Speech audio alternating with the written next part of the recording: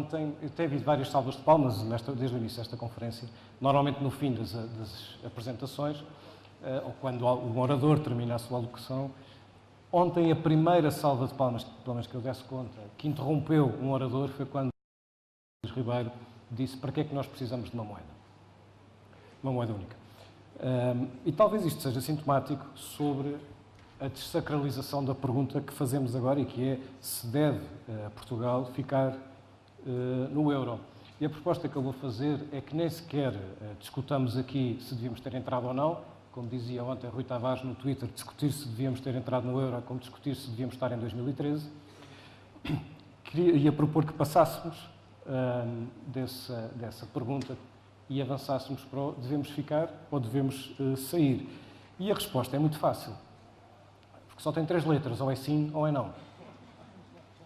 E do meu lado, do vosso lado esquerdo, para este combate, do vosso lado esquerdo, eu ia fazer uma piada com a cor das gravatas, mas como não trouxe gravatas, já não posso dizer com os calções encarnados e com os calções amarelos.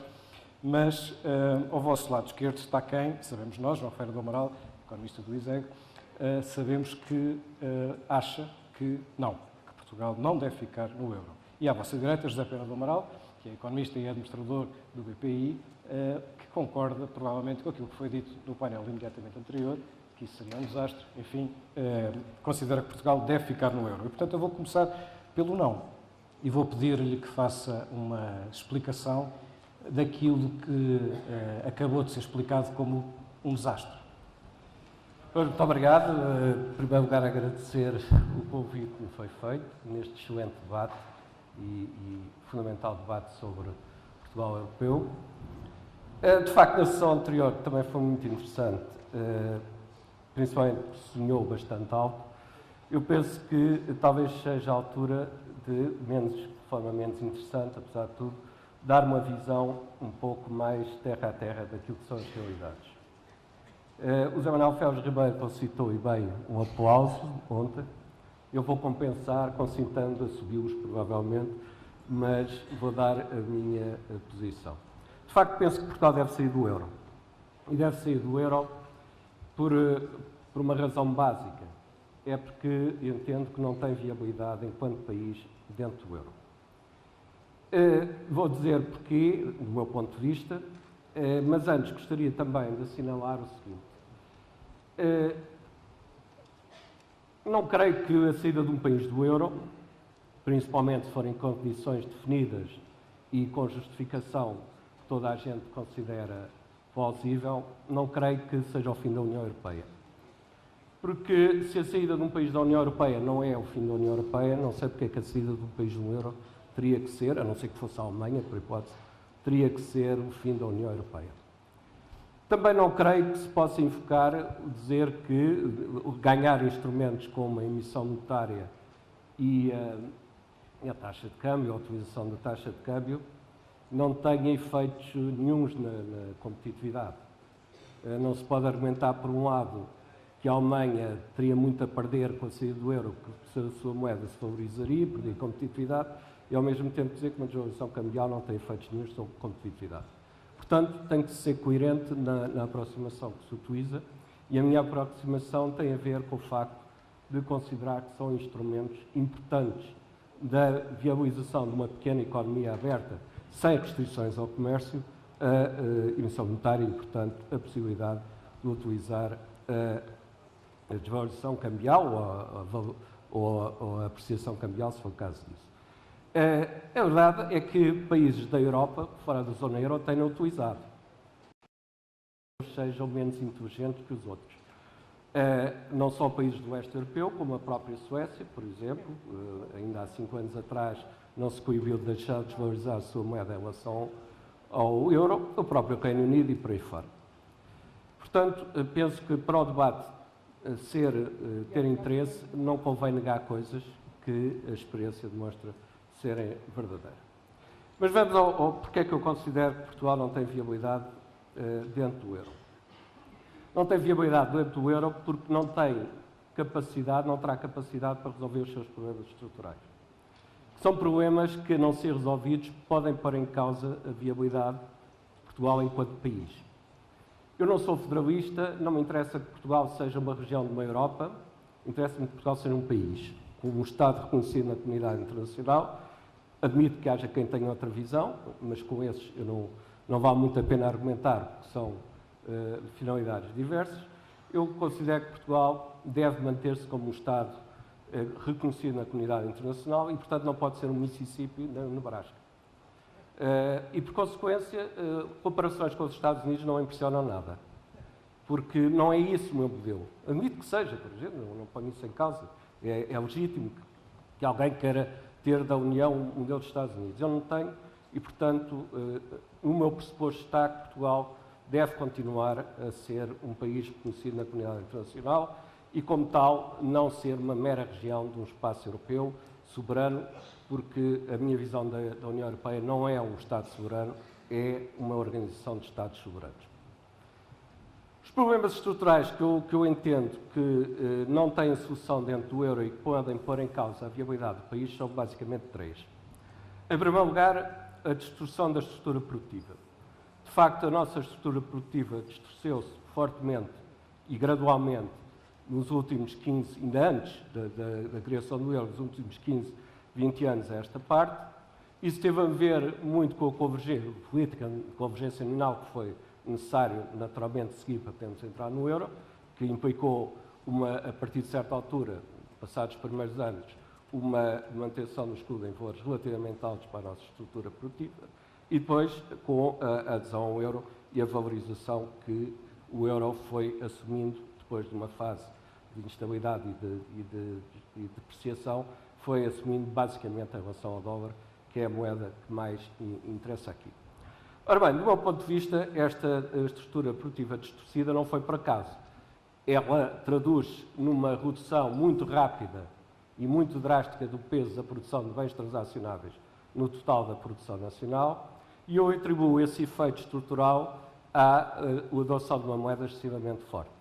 A moeda excessivamente forte, acompanhada por um aumento da procura interna, que resultou de muitos fatores, entre os quais a própria existência de fundos estruturais comunitários, essa moeda excessivamente forte tem como tendência a que as atividades económicas se virem para atividades protegidas da concorrência internacional, ainda por cima quando há financiamento barato, como era o caso, e, portanto, larguem aquelas atividades em que há mais dificuldade em competir, porque estão inseridas num processo de globalização. Além disso, outros fatores, como seja a emergência de novos países que competiram com segmentos importantes da nossa atividade de bens transacionáveis e também o alargamento a leste da União Europeia, pressionaram ainda mais aquilo que já era uma movimentação no mau sentido da nossa estrutura produtiva.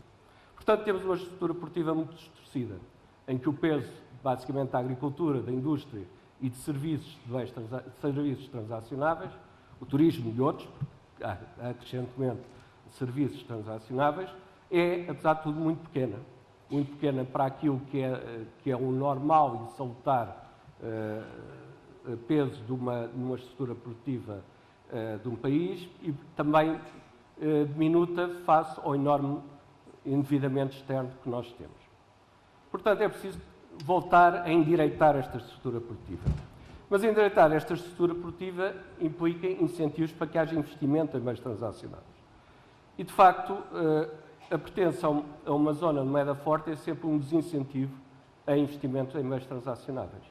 E é um desincentivo porquê? Porque o investidor que potencialmente poderia investir em bens transacionáveis, tendo como horizonte uma moeda cuja tendência será para se valorizar no futuro em relação às moedas de referência a nível mundial, pensará duas vezes antes de o fazer. Preferirá, provavelmente, investir num país da periferia da zona euro, do leste europeu, por exemplo, que não tem o risco de implicar uma deslocalização a certa altura da sua empresa, porque os custos se tornaram mais elevados devido à valorização cambial. Por outro lado, o próprio investimento nacional vai ter que ter algum incentivo para se dirigir para os bens transacionáveis e não para se investir no tradicional restaurante e coisas desse tipo. Portanto, esta é a primeira razão pelo qual não creio que o esforço brutal que vai ser preciso para reendireitar a nossa estrutura produtiva e criar condições de sustentabilidade do nosso crescimento económico sem pressionar ainda mais o nosso já enorme endividamento externo, não creio que isso possa ser feito sem desvalorização cambial. Outros países, aliás, têm-no compreendido e têm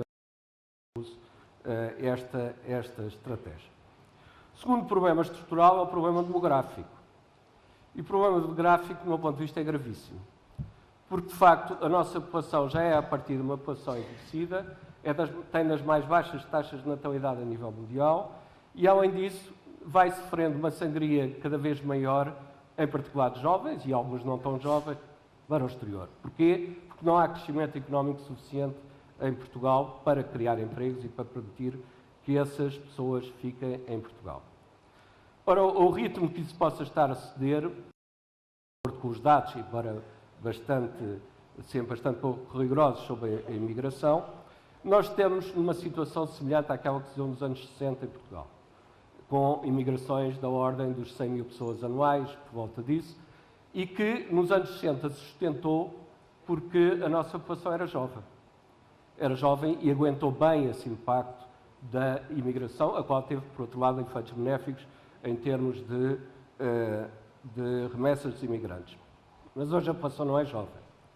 Já é até muito envelhecida e sofre, não é só envelhecida à partida, como eu há pouco disse, sofre um ritmo de envelhecimento brutal devido à baixa taxa de natalidade e, naturalmente, e ainda bem, ao aumento da esperança de vida.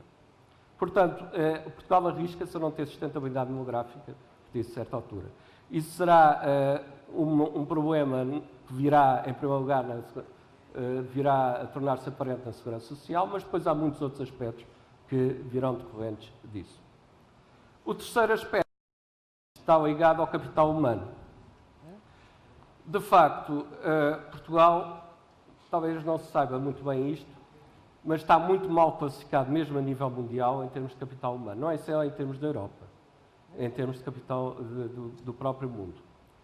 Se nós olharmos para o número de anos de escolaridade médio da nossa população ativa, e estou a utilizar dados do Banco Mundial, nós encontramos que o nosso número médio de horas de trabalho da população ativa era, em 2010, 8 anos, portanto, as horas equivalentes a 8 anos, de ensino, ou se quiserem, de ensino formal, valor que está muito abaixo de todos os valores europeus, está abaixo de países como o México, como o Equador, como o Botsuana, como as Filipinas e por aí fora. Portanto, isto significa que a sangria que eu há pouco referi, que afeta, nomeadamente, os mais jovens, que são aqueles que são mais qualificados, porque estão, e aí houve um esforço importante de recuperação destas espécies de capital humano, mas tem incidido basicamente, como é natural, nos jovens. Esta sangria significa voltar para trás em termos de qualificação da mão de obra média. E, além disso, o facto de não podermos ter um crescimento económico rápido vai necessariamente reduzir os investimentos em capital humano, como, aliás, já está a suceder. Portanto, eu creio que estas são três razões que são suficientes, do meu ponto de vista, para enquadrar aquilo que eu queria referir, que é que a nossa possibilidade de mantermos na zona euro está, provavelmente, em conflito com a resolução mínima destes problemas estruturais. Agora pode-se perguntar, mas porquê é que em saída ajudaria a isto? Porquê é que a saída da zona euro e a utilização da taxa de câmbio e da emissão monetária própria poderia beneficiar isto? No que respeita à estrutura produtiva, estou convencido que sim. Como disse há pouco, eu creio que a taxa de câmbio influi, de facto, no investimento e na estrutura produtiva e no desinvestimento, e, portanto, na estrutura produtiva que se obtém, e, portanto, aí a causalidade é, do meu ponto de vista, direta. E não estou em erro, provavelmente, se disser que a grande maioria dos países do mundo sabe isso, só se foi esquecido na Europa. Em segundo lugar, em relação à questão demográfica e à questão de capital humano, aqui a chave é o forçar o crescimento económico. De facto, nós precisamos de forçar o crescimento económico. E para forçar o crescimento económico temos que investir muito mais. Não temos investido nada, temos até reduzido bastante o nosso investimento nos últimos 5 anos e hoje penso que o investimento produtivo que existe mal chega para manter a capacidade produtiva, provavelmente até significa uma redução da capacidade produtiva. E, portanto, ao fazer crescer rapidamente a produção de bens transacionáveis, permitirá crescer também a procura interna sem afetar o equilíbrio externo e isso implica criar condições para que haja maior crescimento da economia, a qual, por sua vez, poderá abrir oportunidades no mercado de trabalho e permitirá os investimentos em capital humano de que necessitamos como pão para a boca. Muito obrigado.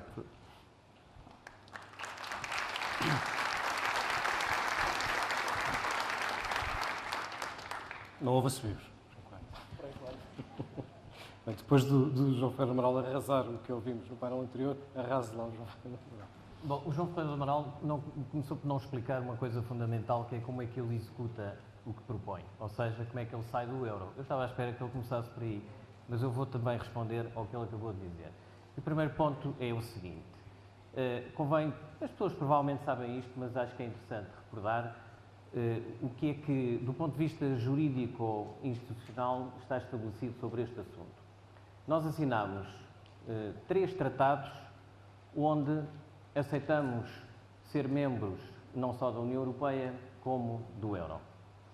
E o que é possível fazer neste plano é o seguinte, um país pode sair da União Europeia, desde a revisão do tratado feito em Lisboa, mas não pode sair do euro. Mas, por outro lado, um país não pode ser do euro sem ser da União Europeia. Isto mostra um pouco como é que esta arquitetura europeia é feita de estranhezas lógicas. Mas é assim. O que significa que, para sairmos do euro, nós temos que dizer aos nossos parceiros da União Europeia, nós vamos pedir-vos ou vamos dizer-vos que não queremos cumprir o tratado que assinámos. Este é o ponto de onde partimos. O que significa que, para eu sair do euro, eu tenho que fazer uma negociação. E para fazer uma negociação, eu não posso esconder ao mercado, não posso esconder ao mundo que estou a negociar a saída do euro. E isso significa uma coisa muito simples. Antes mesmo de eu começar a negociação, uma parte importante das consequências dessa saída já se estão a verificar. Ou seja, se por acaso se souber que Portugal vai sair do euro, eu tenho, no dia seguinte, uma corrida aos depósitos, tenho uma subida exponencial das taxas de juros e tenho que responder imediatamente com uma coisa muito simples, que é controle de capital, fecho de fronteiras, controle dos movimentos de capitais, peço desculpa, fecho de fronteiras, porque não sou capaz de suster essa avalanche no dia seguinte. Isto significa, provavelmente, como noutros países, o exército na rua e uma situação de absolutamente exceção. Com consequências, inclusive, no plano político e social, que também não estou a inventar nada. Ocorreram em muitos sítios, como na Argentina, como na Rússia. E, portanto, este é o primeiro problema. Queremos fazer isto e depois, pergunto, depois disto ter acontecido, eu vou ter com os meus parceiros comunitários e digo, meus senhores, eu saí do euro, aconteceu-me aqui uma tragédia, façam o favor de me ajudar. E eles ajudam-me a fazer o quê? A repor-me dentro da estrutura de onde eu saí, nomeadamente, proposta do João Ferreira do Amaral, num mecanismo de taxas de câmbio do euro. O mecanismo de taxas de câmbio do euro é um purgatório. Ou seja, é aquilo as moedas que querem ir para o suposto céu. Ficam lá no mínimo 2 anos. E, portanto, eu pergunto, porquê é que os países que não querem ajudar-nos mais a crescer, a mantermos no euro, com todas as propostas que temos hoje feito, vão aceitar facilitar esta minha saída e ajudar-me a estar no mecanismo de taxas de câmbio, perguntando até talvez, mas afinal, se querem vir para aqui, é porque querem ir para o euro outra vez? Porque isto não está previsto. O mecanismo de taxas de câmbio do euro não existe para receber países que saem de lá de dentro. Existe para receber países que querem entrar. E, portanto, isto pode parecer uma brincadeira, mas não é uma brincadeira, porque, evidentemente, quando um tema destes, por exemplo, for ao Bundestag, ou ao Tribunal Constitucional Alemão, ou a qualquer outro Parlamento, é evidente que não vamos ter uma recepção benevolente. E, portanto, essa negociação será uma negociação muito mais difícil do que aquela que nós temos hoje, e o custo suposto, se alguma vez fosse possível ela existir, de nos ajudar seria muitíssimo maior do que aquilo que custaria hoje manter-nos no euro. E há uma segunda razão importante para isto. Como foi hoje dito no debate anterior, a que todos assistiram, a saída de um país do euro, e eu partilho dessa opinião, que foi aqui expressa por uma das pessoas, implica provavelmente o fim da União Monetária. Porquê é que isto é assim? Porque há um princípio básico numa União Monetária, que é o princípio da irrevogabilidade das taxas de câmbio. No dia em que o princípio da irrevogabilidade das taxas de câmbio numa União Monetária desaparecer, desaparece uma questão essencial para que essa União se mantenha: a sua credibilidade e a confiança que todos os outros países parceiros e aqueles que são membros têm nessa União Monetária. A partir desse momento, qualquer moeda, em qualquer altura, podia sair do euro. E, portanto, o potencial de desagregação era enorme. Eu julgo, não gosto de fazer este tipo de profecias, porque não penso que seja necessário usar argumentos tremendistas para justificar as nossas posições, mas a questão seria, muito provavelmente, colocar em cima da mesa a questão da desagregação do euro. E, já agora aproveito, porque retomo o debate anterior, a desagregação do euro é uma questão que pode nascer da saída de qualquer das moedas. É isto que explica porque é que a Alemanha, que ficou surpreendida com as consequências da crise grega, hesitou na forma de lhe responder, não só fez um primeiro resgate, como fez um segundo resgate e como nesta eleição, com custos eleitorais evidentes, o Ministro das Finanças voltou a dizer: vamos fazer um terceiro resgate, e o Presidente do Eurogrupo veio dizer: e se calhar um quarto. Porque isto significa o quê? Nós não queremos que vocês saiam, porque o custo da vossa saída é muitíssimo mais caro do que o custo da vossa permanência. E o custo da vossa saída é, para todos nós, colocarmos a questão de dizer: esta União Monetária acabou. Eu sei que a Europa é muito criativa, como eu aliás expliquei no princípio, só pela simples forma como nós tratamos este tema nos tratados. Portanto, admito que possa haver formas de, em conjunto, se conseguir controlar uma situação desta natureza. Mas não é certo. E não é certo porque isso não depende de nós. Isto é o tipo de situação onde nós começamos, mas não sabemos onde acabamos. É um buraco negro. E, portanto, não sabemos até que ponto é que é possível controlar uma situação desta natureza. Eu recordo, nós não estamos a falar de uma moeda qualquer. Nós estamos a falar de uma moeda que é a segunda moeda de reserva do mundo. 25% das reservas mundiais são em euros. Portanto, as consequências de um fim do euro ou de um abalo sério sobre o euro que isto provocaria são consequências mundiais. Não são consequências portuguesas, não são consequências europeias, são consequências mundiais. E, portanto, este é o meu primeiro ponto. Num quadro desta natureza, não sabemos o que é que se vai passar. Quando iniciarmos a negociação, já sofremos uma parte das consequências e quando formos negociar, negociamos numa posição de fraqueza e não podemos esperar benevolência. Este é o meu primeiro ponto. O meu segundo ponto é que quem propõe a saída do euro não sabe como é que faz também do ponto de vista concreto. Basta perguntar às pessoas qual é a taxa de conversão. O que é que acontece aos depósitos no dia seguinte? O que é que acontece aos créditos? Leiam o que as pessoas que propõem isto têm escrito. Está lá. E não coincide. Uns acham uma coisa, outros acham outra. Uns acham que, por exemplo, nos créditos, são os devedores que vão ficar com os créditos sobrevalorizados e, para não prejudicar o balanço dos bancos. Outros acham que, pelo contrário, é o balanço dos bancos que deve ser prejudicado e dos devedores não. Em qualquer circunstância é uma coisa muito simples. Ou falem uns, ou falem outros. Falem de falência. E, portanto, alguém tem que pagar. Mas há aqui um risco de insolvência generalizada que é bom ter presente. Isto não é só bancos. Porque uma empresa que tenha dívida em euros e receita em escudos, eu só pergunto-vos como é que é o dia seguinte. E quem vai pagar isto? O Estado, através da emissão monetária, da inflação, da desvalorização? Do que isso significa na vida das pessoas no que respeita aos salários? Do que isso significa na vida das pessoas no que respeita a anos seguidos que vão ser perdidos numa situação potencialmente caótica? Isso não pode ser ignorado na discussão desta questão. é absolutamente essencial, porque é essencial para perguntar às pessoas, é isto que querem fazer. Primeiro ponto.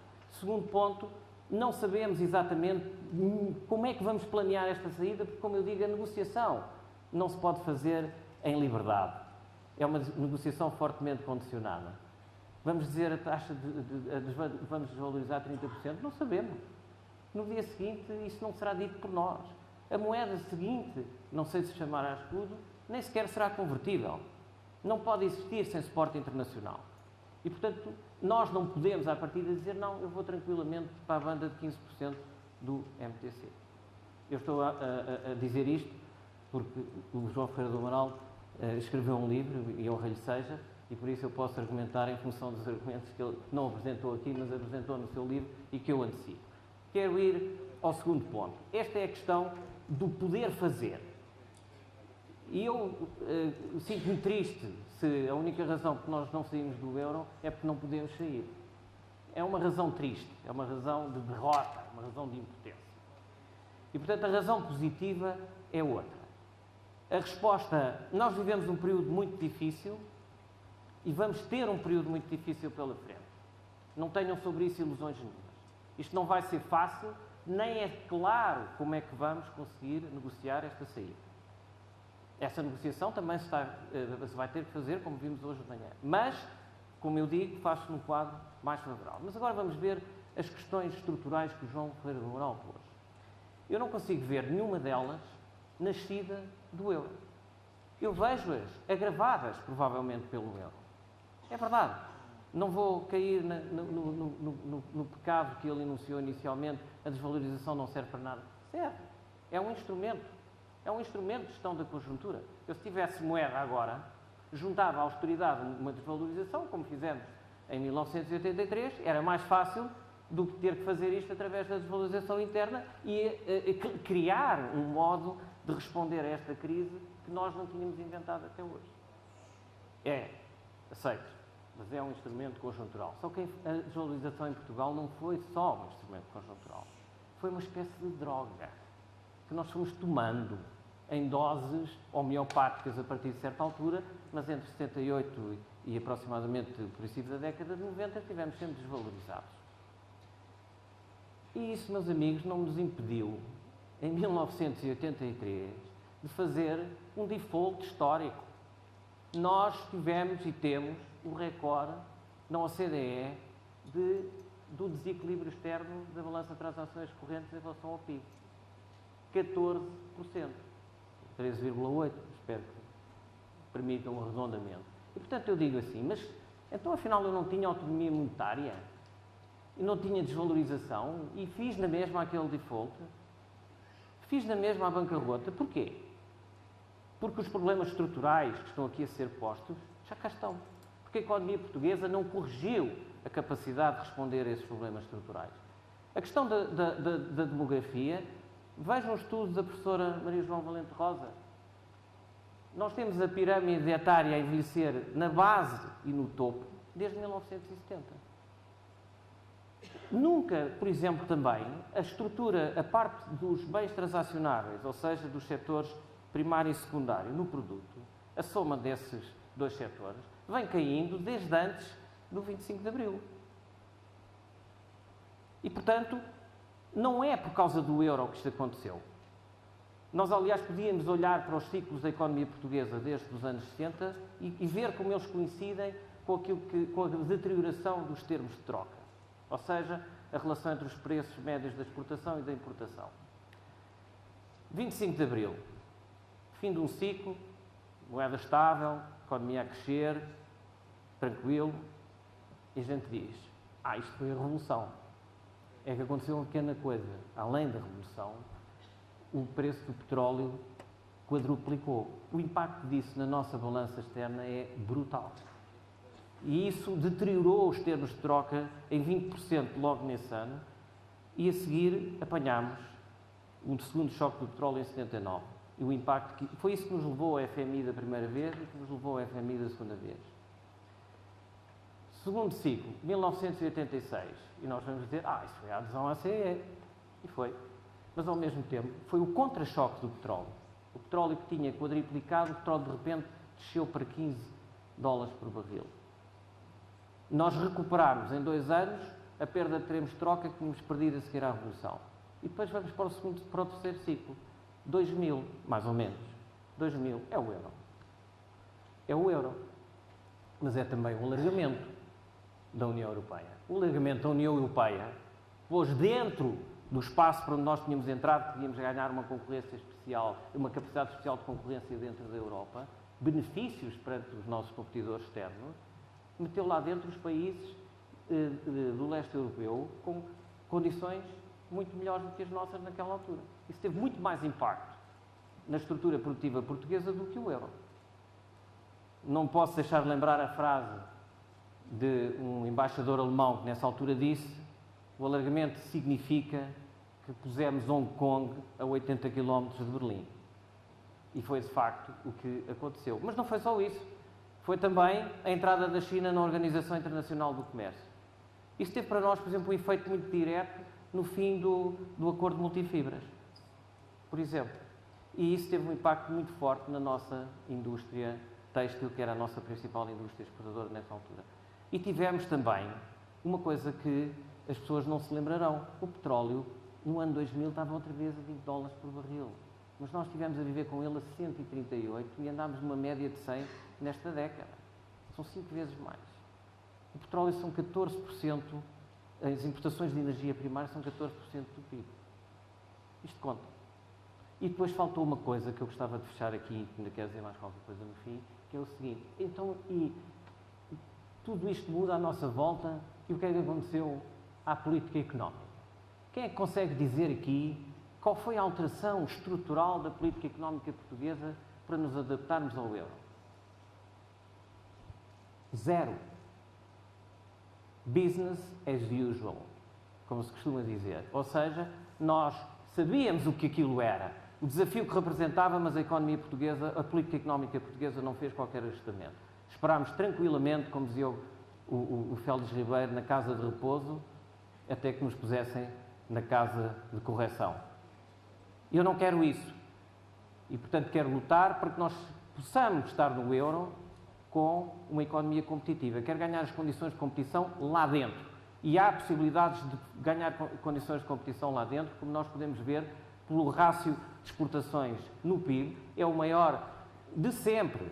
Não houve sequer nos anos 70 um rácio desta natureza. Nós ganhámos cota de mercado, temos setores onde tivemos ajustamentos absolutamente exemplares, como é o caso do calçado, onde dentro do euro, com moeda forte, o nosso preço médio subiu. O nosso preço médio por par de calçado exportado é hoje o segundo melhor do mundo, atrás da Itália.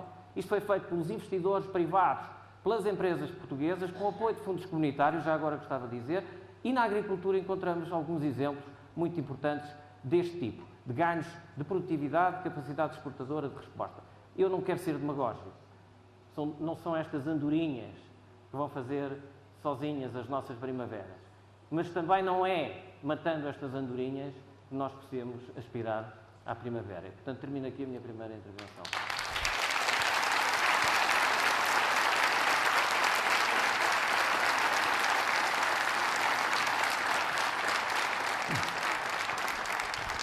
Obrigado. Antes de passar para as vossas perguntas, nós temos muito menos tempo do que no painel anterior, mas antes disso queria fazer aqui um contraditório e que tem a ver com este como, porque o José Pena do Amaral usou, ou melhor, criticou antecipadamente argumentos seus porque leu o seu livro.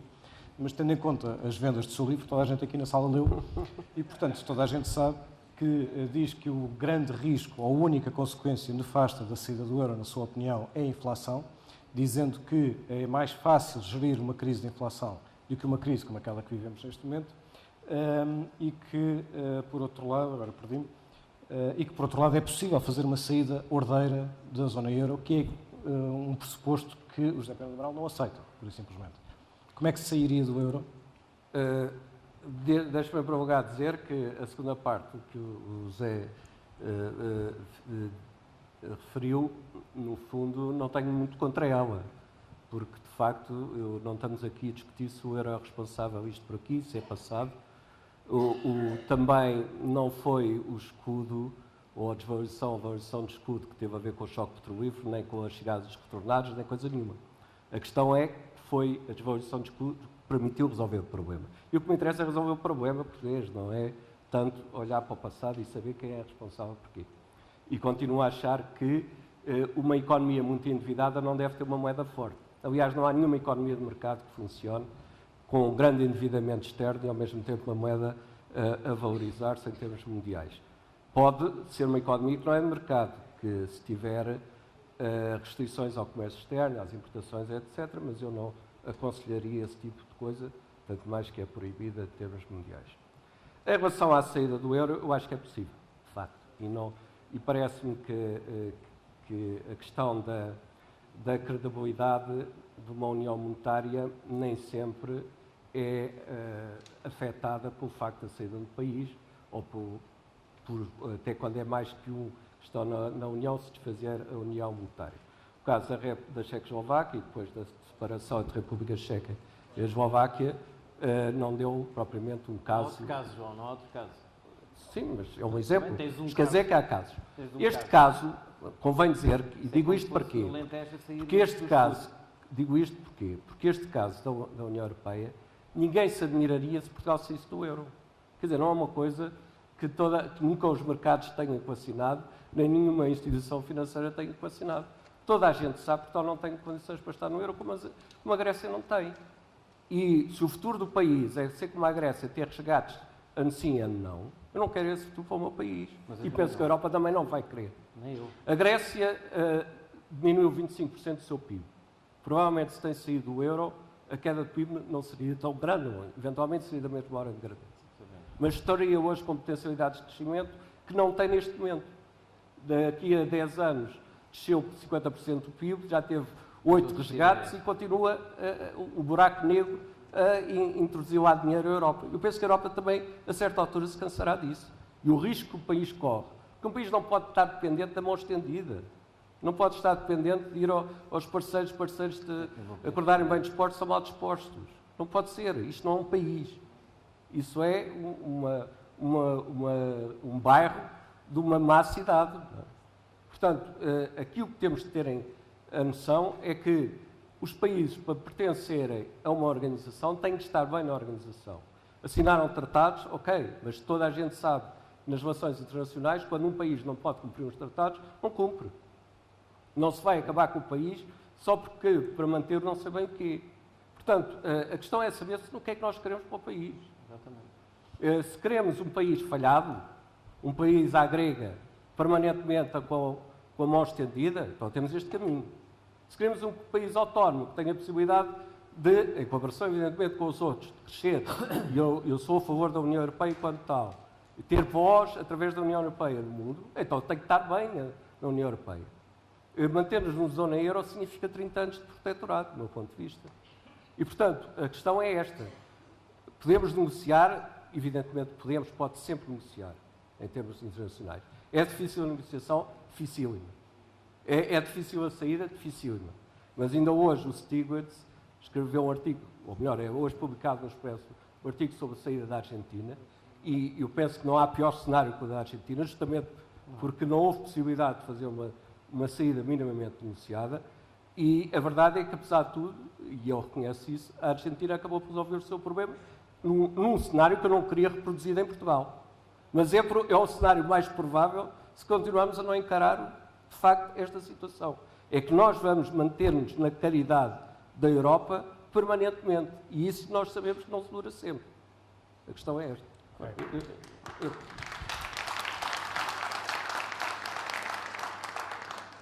Nós passaríamos, se saíssemos do euro, de um país de mão estendida para um país com um saco estendido, onde ninguém punha nada. Porque a questão não se alterava, porque a negociação é mais difícil, a credibilidade internacional era nula, a convertibilidade da moeda não existia, a assistência era absolutamente fundamental. Não deixávamos de ter esse protetorado europeu, porque a proposta do João Ferreira do Amaral é que nós ficamos lá, mas vamos para o mecanismo da taxa de câmbio que não é possível estar. Portanto, isto não é proposta nenhuma, isto não é execuível, pura e simplesmente. Portanto, não é alternativa à mão estendida a saída do euro, porque a saída do euro não é uma mão, são as 2, as 3, as 4, as 10 que nós pudéssemos ter. E o caso argentino Não temos tempo, porque isto não se pode discutir assim, não são situações idênticas, nem a Grécia. Nós não estamos como na Grécia. Nem eu quero que isto seja permanentemente uma sequência de resgates. Apenas invoquei a Grécia para mostrar que há uma vontade política clara do núcleo central que dirige a União Europeia no sentido de evitar que um país saia por alguma razão. Eles saberão porquê e melhor do que nós, provavelmente. Portanto, esta questão não se põe nestes termos alternativos. E, portanto, acho que, inclusive, o caso argentino, como João diz, não quer repetir, e bem o diz, porque eu também não gostaria que ele acontecesse, mas o caso argentino, de certa forma, é muito mais fácil do que este. Porque a Argentina tinha uma moeda.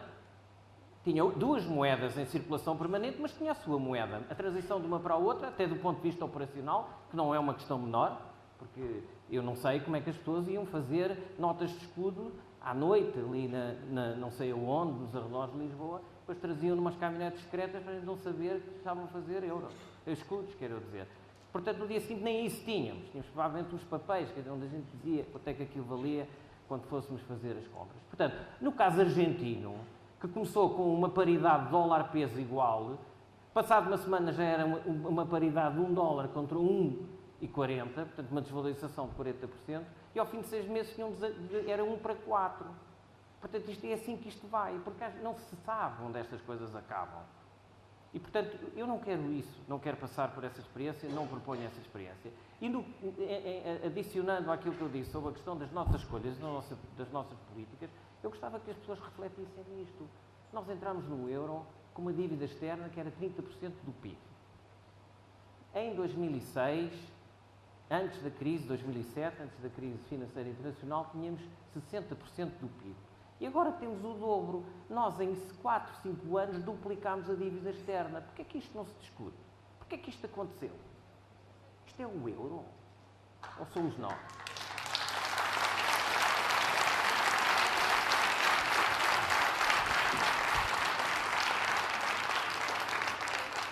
Nós temos muito pouco tempo para perguntas e respostas, mas consigo fazer duas. A primeira aqui e a segunda aqui, e lamento, mas não vou poder aceitar mais. A primeira aqui, por favor.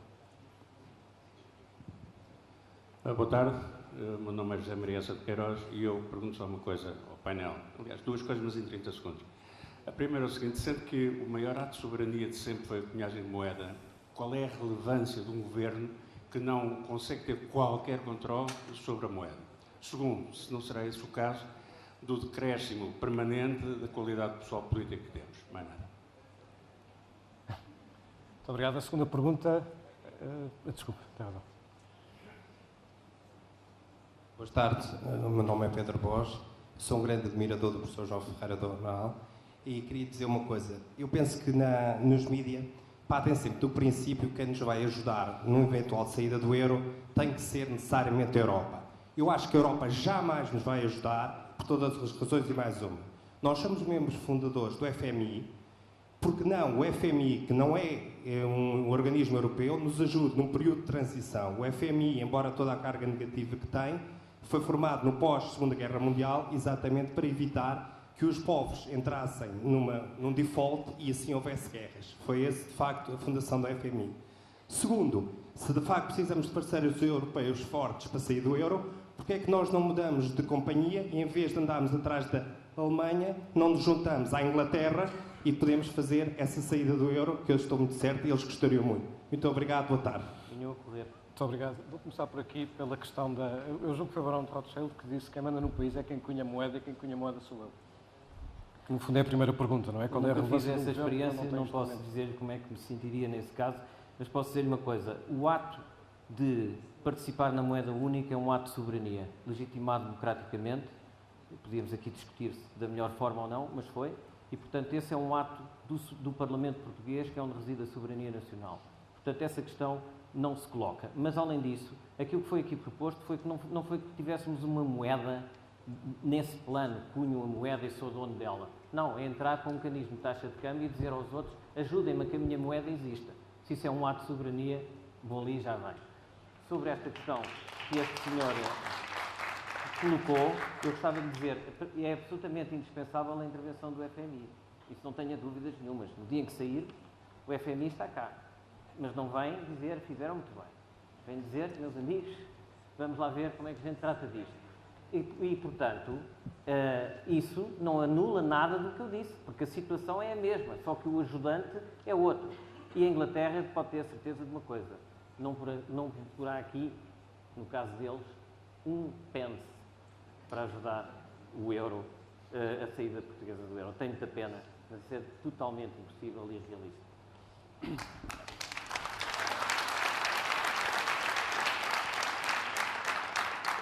Sobre a qualidade dos políticos, não... A qualidade dos políticos, já falei. Eu penso que a questão é boa, porque há um aspecto que eu não abordei, porque também não me pareceu, enfim, dentro do pouco tempo disponível, não me pareceu que fosse possível. Mas que é muito importante, de facto. O facto de um país, ou de um Estado, não ter possibilidade de emitir dinheiro, tem como consequência que o Estado pode deixar de poder satisfazer os seus compromissos internos por falta de dinheiro. Essa é a grande mudança em relação, nesse aspecto, da razão à moeda única. Nós não controlamos a emissão monetária. Do ponto de vista dos compromissos externos, é a mesma coisa. A única diferença é que podemos ter ou não o instrumento de taxa de câmbio. Mas, do ponto de vista interno, desde que o Estado tenha emissão monetária, nunca deixará de poder satisfazer os seus compromissos. Com custo, eventualmente, pode ser mais inflação, desvalorização da moeda, etc. Mas nunca se pode dizer, amanhã não pagamos reformas porque não temos dinheiro. Essa é a grande diferença e, do meu ponto de vista, é importante. Em relação à questão da saída e do Fundo Monetário Internacional estar cá, provavelmente seria, sem dúvida nenhuma, mas também eu recordo-me que um dos grandes benefícios da nossa adesão à moeda única, segundo foi afirmado e reafirmado várias vezes nos anos 90, era que nunca mais o Fundo Monetário Internacional poria os pés em Portugal, como se viu. Muito obrigado. Há uma pergunta que ainda não lhe fiz. O João Ferreira do Amaral fez um desenho sobre como é que ficaria Portugal sem viabilidade enquanto país dentro da União Europeia. Uma vez que defende que Portugal deve continuar no euro, então como é que fica Portugal ficando no euro? Portugal para já está mal e vai ficar mal durante uns tempos, porque este ajustamento é muito duro, a situação que nós temos é muito difícil. Estamos lá nessa situação por erros alheios ou por circunstâncias que nos são estranhas, por erros próprios e talvez até por má fortuna, como alguém disse também. E, portanto, desse ponto de vista, não há ilusão nenhuma. A situação não é boa. O que eu penso que Portugal tem que fazer, antes de mais, é ter uma proposta sua sobre aquilo que considera ser, digamos assim, a solução que defende para continuarmos no euro. Nós não temos uma proposta nacional para a nossa própria política. Não temos uma proposta nacional para negociar, seja o que for. Mesmo no plano interno, não se consegue chegar a um compromisso, porque eu não sei sequer sobre o que é que estamos a falar.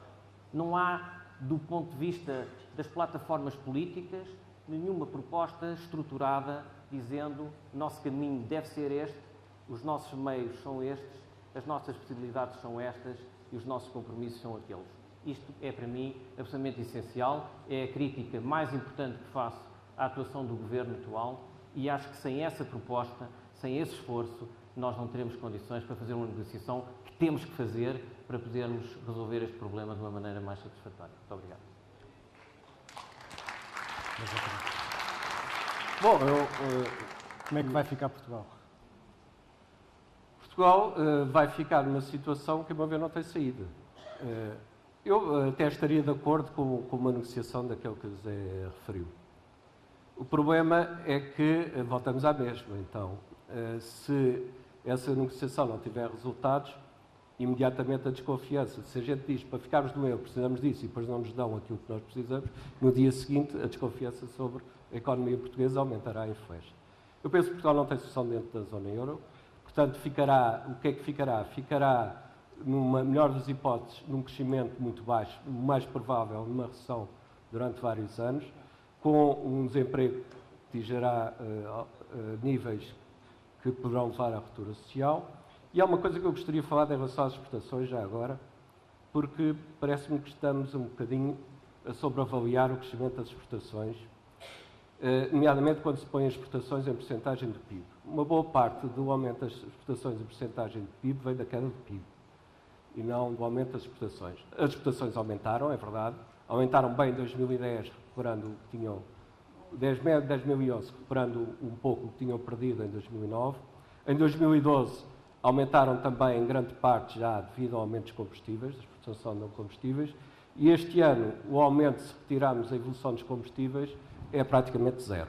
Portanto, convém ver, matizar isto. Agora, é certo que há setores que estão a fazer um esforço muito louvável em termos de exportação. O caso do calçado, o caso das agroalimentares, o caso até da filiera florestal. Mas outros não. Outros podem ter feito esforço, mas a verdade é que estão a reduzir-se. Portanto, cuidado com este efeito das exportações, até por uma razão, é que não temos feito investimento nenhum. E, portanto, não há milagres. Para haver mais exportações tem de haver capacidade produtiva e a verdade é que não temos criado capacidade produtiva nos últimos tempos. Bom, muito obrigado. Eu tenho que começar por agradecer aos nossos convidados, porque nenhum deles atirou ao meio. As posições foram muito radicais, se quisermos, ou seja, houve claramente um sim e houve claramente um não, e isso em benefício da formação de opinião de cada um de vós, suponho eu e espero eu.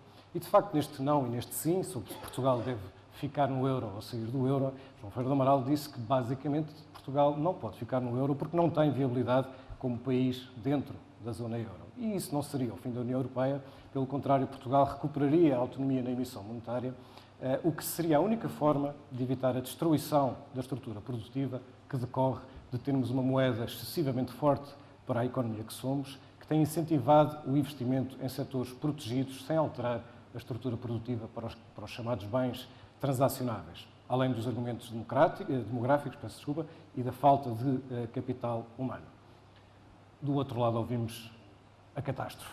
Ser do euro seria não só rasgar contratos, se quisermos, mas não é possível sair ordeiramente do euro. No dia seguinte teríamos uma subida das taxas de juro imediata, uma fuga de capitais, que faria com que fosse necessário fechar as fronteiras, ter o exército na rua mesmo. Além do mais, a própria construção da zona euro seria posta em causa, pois acabando o princípio da irrevogabilidade da taxa de câmbio, a zona euro acabaria. O potencial de desagregação teria consequências mundiais. O euro é a segunda moeda de reserva do mundo, 25% das reservas mundiais são em euros, e isso, portanto, essa decisão seria, portanto, enfrentar um buraco negro em que o risco de falência generalizado estaria em cima da mesa. Bom, mas isto quer dizer, então, que não podemos? E se pudéssemos? Seria bom? Não.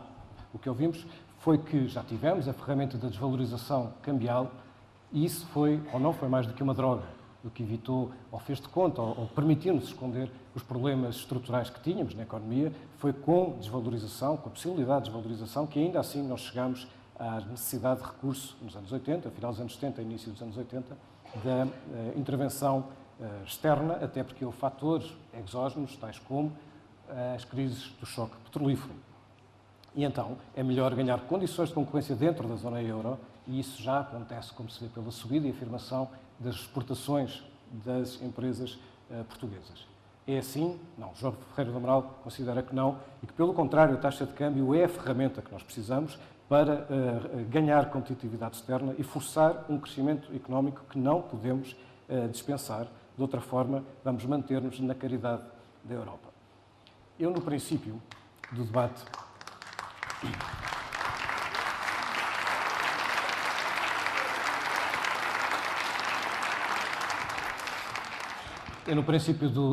tentei fazer uma graça com um ringue de boxe, em que neste caso era uma luta de Amaral contra Amaral, e tentei com as cores das gravatas dizer, ou tinha preparado essa graça, dos calções azuis, etc. Tendo em conta as vossas votações, quem ganhou não foi a pessoa dos calções azuis, foi a pessoa sem calções. Muito obrigado.